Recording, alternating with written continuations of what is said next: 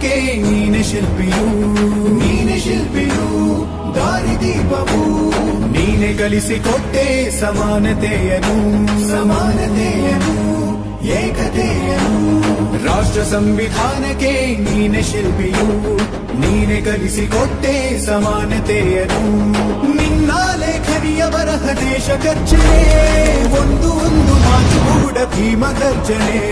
ನಾಯಕ ನೀನು ಭೀಮರ, ಮಹಾನಾಯಕ ನೀನು ಭೀಮರ, ನಾಯಕ ನೀನು ಭೀಮರ, ಮಹಾನಾಯಕ ನೀನು ಭೀಮರ.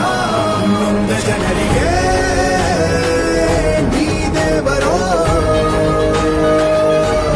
ಜಗ ಹೇಳಿದೆ.